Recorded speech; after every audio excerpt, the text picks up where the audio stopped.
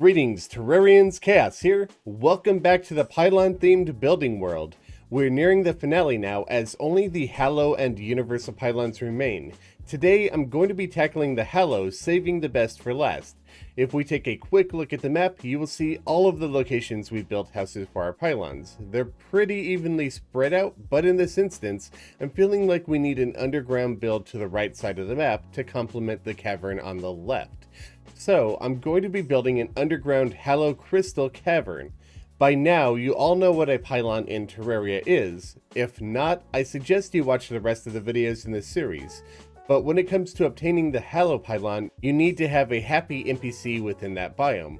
The nurse, tavern keep, party girl, and wizard are go-to options for this biome as they all like it, especially when pairing the party girl with the wizard as she is infatuated with him. Avoid moving in the clothier, witch doctor, or tax collector into the Hallow, however, as they all do not like this biome. With those details out of the way and a location picked out for the build, all that's left to do is clear the area out and get to work. Luckily, the Celebration Mark II will make short work of this. I freaking love this gun.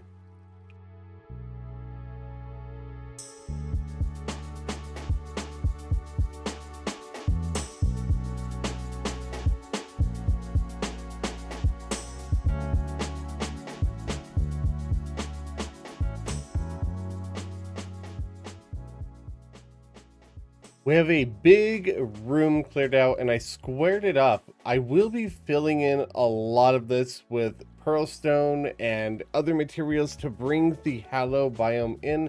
I'm going to be doing a lot of landscaping to make it look good, but the reason I made it so far down and I squared it off is I don't really want any of you guys that download this world and play it when it's available. I don't want you guys to worry about the Hallow just creeping out of here. So what I think I'm going to do is actually create a barrier using this copper plating. It's going to be 5 blocks thick.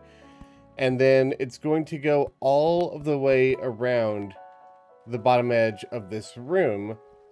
So that way this will contain the Hallow into this spot specifically. Now, when you defeat the ball of flesh, there's a good chance the Hallow will spread right around here, or maybe even the evil biome, what is it, the Crimson in this world? I'm not entirely sure, but this should prevent anything from at least this cave from spreading out. Alright, so I've got the basic landscape going. I want to have a small waterfall feature here, a pond here, another pond up here, maybe a waterfall coming out from above in the ceiling, and we've just got the generic landscaping done. I do need to detail it quite a bit, so I'm thinking about adding dirt in places, maybe some Hallow grass. I know we're underground, so you wouldn't really see a whole lot of that, but I do think it would be a bit of fun. And I've also got some hardened pearl sand block, which I'm going to try blending around some pearl sand. Maybe we could do next to where the ponds are, so it's like a sandy pond waterfall feature. And then we've got some pearl sandstone, which I might swap out for bits like this, because sandstone is something that I often use as the roof of a cave. So I do feel like it would be a good fit. I just need to be careful to keep the sand limits down so this doesn't become a desert. This is coming a long way and I'm pretty happy with it, but obviously we have a lot more detail work to do. I need to get some trees planted, I need to get crystals growing in here, and clearly we need a house for at least 2 NPCs. So I'm thinking about how I want to design the trees. And I've tried some crystal trees in the past that I haven't been too happy about. They've kind of been bushy like a tree, but with fragments. If you looked at the Empress of Lighthouse that I did, I had large crystals protruding from the tree. And I thought maybe we could redesign a tree like that with just the large crystals and then some smaller ones using the crystal shards rather than having bushes of crystals, because that didn't really make much sense. So I'm going to mess around with that, and instead of having a wood, like a pearl would look like that tree did, these are going to be made out of pearl stone or maybe pearl sandstone.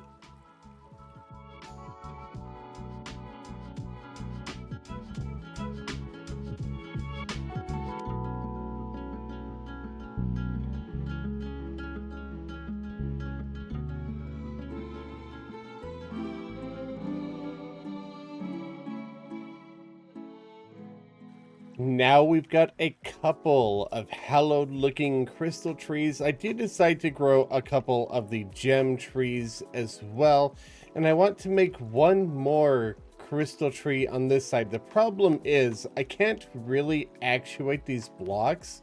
I experimented around a fair bit with it, but when they're actuated, they just blend too well with the background walls. It almost makes the tree look invisible, so I'm not going to build a tree on the other side that the player will have to then climb over.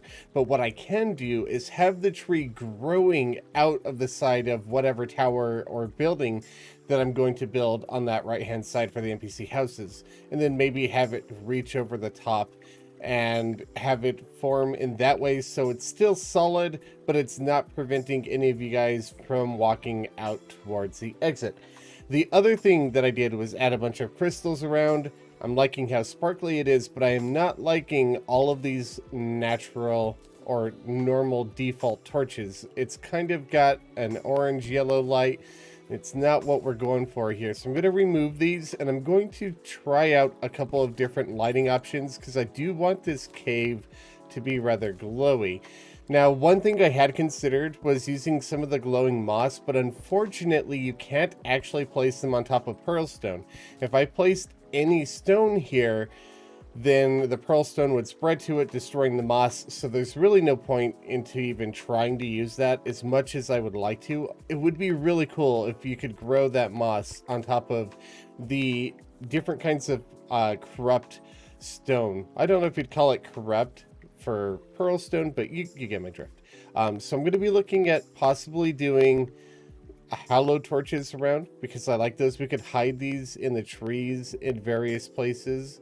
If I have a spot like that, and that's okay. Obviously the fragment glows already as it is, but we could also try placing some of these crystal light sources. Maybe it's like hanging fruit. I've done this in an older build as well, and we just have these hanging from the trees, and I do rather like that. So I'm probably gonna end up just going with this right here, to be honest with you. I'm also thinking about placing some of these on the floor in terms of the lamps, just to light the area up.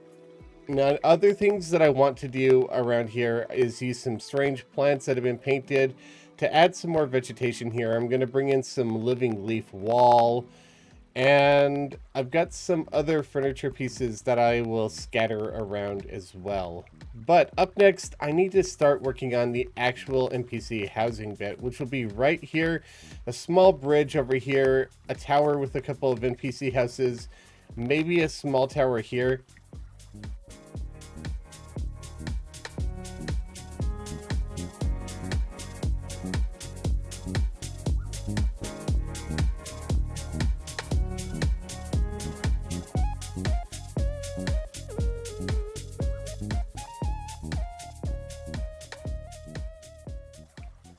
I wanted to light up this area for you guys a bit better while I was building, so I placed down some normal torches, and it got me thinking, if everything was this dark, colorful, purple, pink, glowing mess, including this tower, it wouldn't really stand out. So I'm going to think about how I want to light the interior of this, but I don't think I'll be using the crystal lights specifically for this. That way the tower and the cave stand out apart from each other. But so far I'm really happy with how the design's coming. I love the waterfall, the fact that these waterfalls go through great, so you can walk through it. You don't need to do any actuator shenanigans. It's just fantastic. Up next, obviously I need to work on the interior of the tower, and then after that we've got some more detailing to do. I got into a building groove, and as any of the builders out here in the audience know, that once you're in a building groove, you kind of just keep going. And sometimes that's a bad thing, especially when you use an alternate computer to record a frozen perspective of your time lapse, but that other computer records its footage straight to your main computer to make the editing process easier. And then the connection between the two fails because your dog lays down on the Ethernet cable connecting the two computers. So I'm very sorry to announce that all of the work that I did finishing up this build didn't get to go into a time lapse because it wasn't actually recording. I'm sorry. But the build is done. Let's go take a walk through.